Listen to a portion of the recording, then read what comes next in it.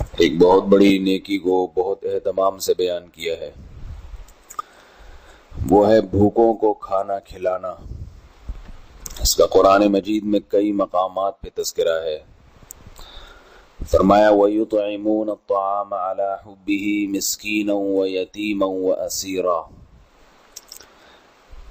کہ جو اہل ایمان ہیں، شکر گزار ہیں، وہ اللہ کی محبت میں مسکین کو، یتیم کو اور قیدی کو کھانا کھلاتے ہیں۔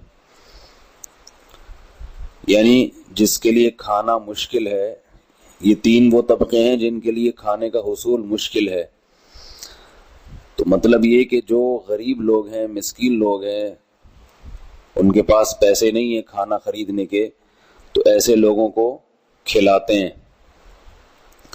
قرآن مجید میں ایک اور مقام پہ فرمایا وَمَا أَدْرَاكَ مَا الْعَقَبَةُ فَكُّ رَقَبَةٍ أَوْ إِطْعَامٌ فِي يَوْمٍ ذِي مَسْغَبَةٍ۔ فرمایا تمہیں کیا معلوم کہ یہ اسلام کی گھاٹی کیا ہے، دشوار گھاٹی ہے جس سے تمہیں گزرنا ہے۔ تو یہ گھاٹی ہے کیا؟ فَكُّ رَقَبَةٍ، غلام کو آزاد کرنا، او اطعام فی یوم ذی مسغبہ، شدید بھوک کے دن کسی مسکین کو کھانا کھلانا۔ اس کی او مسکینا ذا متربہ، جس کو بھوک نے زمین سے لگا دیا ہو، ایسے بھوکوں کو کھانا کھلانا۔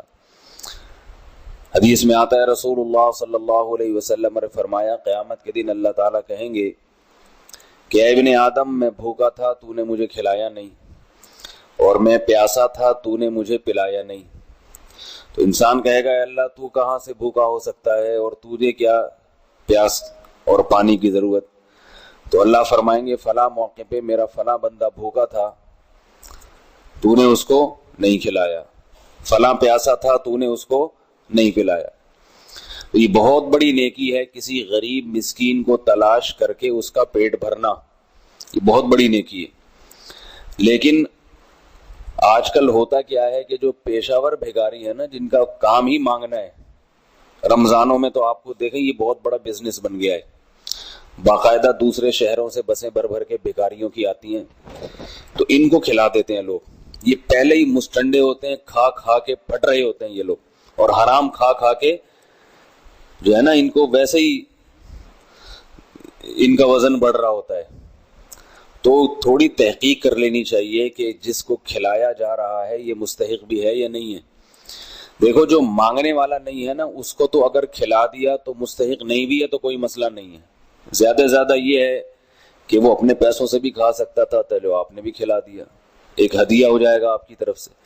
لیکن جو بھیکاری ہے نا، بھیکاری مستحق نہیں ہے، پیشہ ور ہے، اس کا کام ہی یہی ہے، اس کو کھلائیں گے تو اس کی عادت بھی بگاڑنی ہے، اور جو مستحق لوگ ہیں ان کو محروم بھی کرنا ہے، کیونکہ اتنا تو کسی کے پاس نہیں ہوتا نا کہ سبھی کو کھلاتا رہے، تو وہ تو سلیکشن کرنی پڑتی ہے کہ کس کو کھلانا ہے، کس کو نظر انداز کرنا ہے۔ تو اس لیے تھوڑی سی ہمت کر کے انسان چل پھر لے، دیکھ لے کہ کون مستحق ہے، کہیں کوئی نظر آ جائے اس کو کھلا دے۔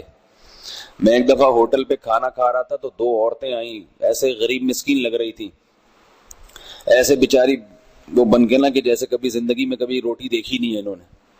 مجھے بڑا ترس آیا، میں نے ہوٹل والے کو کہا کہ 2 سالن پیک کرا کے ان کو دے دو۔ ہوٹل والے کا تو کام تھا، اس نے دے دیا۔ میں جب کاؤنٹر پہ پیسے دینے گیا تو اس نے کہا ان کا یہی کام ہے، یہ دونوں سالن انہوں نے آگے لے جا کے بیچ دیے ہیں۔ اب دوسرا کسٹمر آئے گا نا تو اس کے سامنے ایسے کھڑی ہوں گی جیسے زندگی میں کبھی روٹی دیکھی نہیں۔ تو ان کا یہ صبح سے لے کے رات تک یہ بزنس ہے۔ تو یہ بھیکاری بڑے کم بخت ہوتے ہیں، بڑے بے غیرت ہوتے ہیں، سوائے کوئی 1000 میں 2-4 کے۔ سب کو میں نہیں کہہ رہا، کچھ مستحق ہوتے بھی ہیں، لیکن میرا تجربہ یہ ہے، مشاہدہ یہ ہے، میں نے دیکھا ہے کہ یہ بڑے بے غیرت ہوتے ہیں۔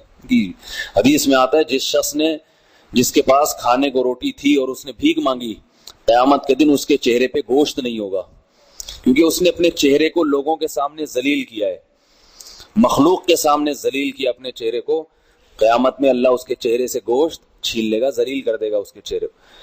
اسی وجہ سے علماء نے لکھا ہے کہ اگر ایک شخص کے پاس 2 وقت کا کھانا ہے، بالفعل ہے یا بالقوہ، بالفعل کا مطلب یہ ہے کہ واقعی ہے، بالقوہ کا مطلب یہ ہے کہ ہے نہیں مگر اتنی بازوؤں میں طاقت ہے کہ دہاڑی لگا کے کما سکتا ہے، تو ایسے شخص کے لیے بھیک مانگنا حرام ہے۔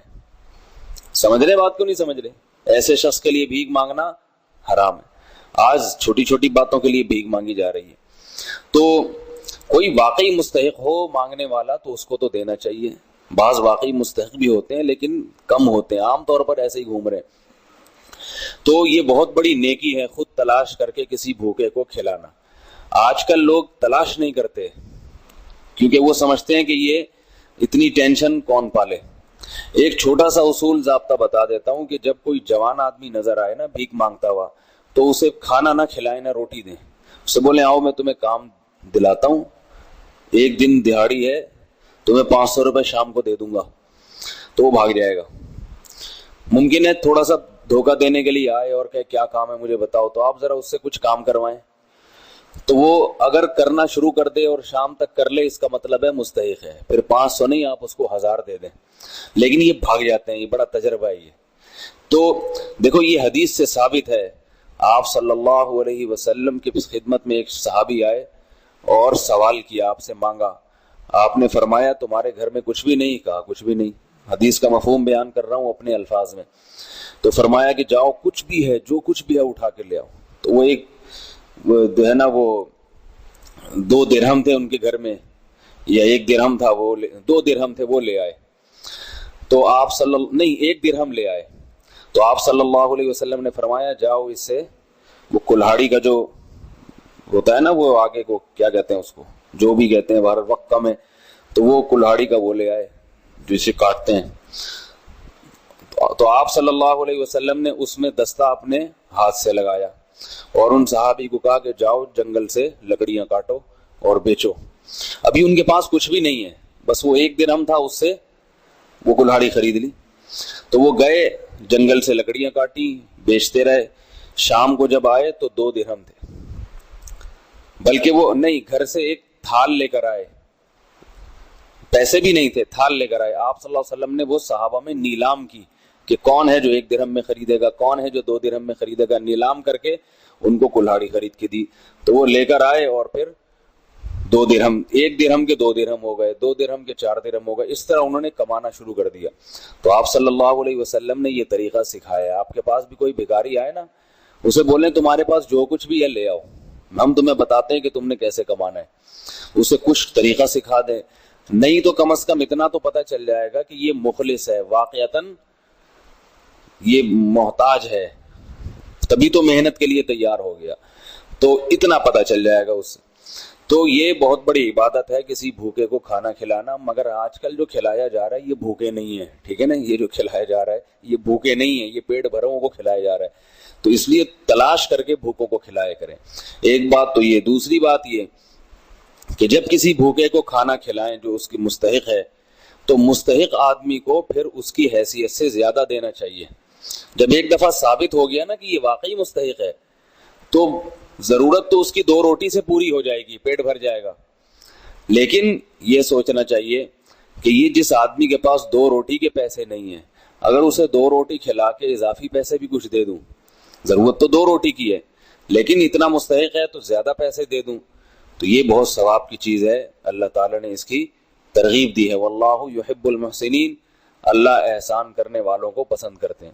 تو بھائی دین کا یہ ایک بہت بڑا شعبہ ہے، بھوکے کو کھانا کھلانا، اس کی بہت بڑی فضیلت ہے، اور اس پر بہت خوشخبریاں رسول اللہ صلی اللہ علیہ وسلم نے سنائی ہیں، اور نہ کھلانے پر وعیدیں بھی ہیں کہ آپ کو پتہ بھی ہے کہ یہ حدیث میں آتا ہے کہ وہ شخص مومن نہیں جو خود پیٹ بھر کے کھاتا ہے اور اس کا پڑوسی بھوکا سوتا ہے۔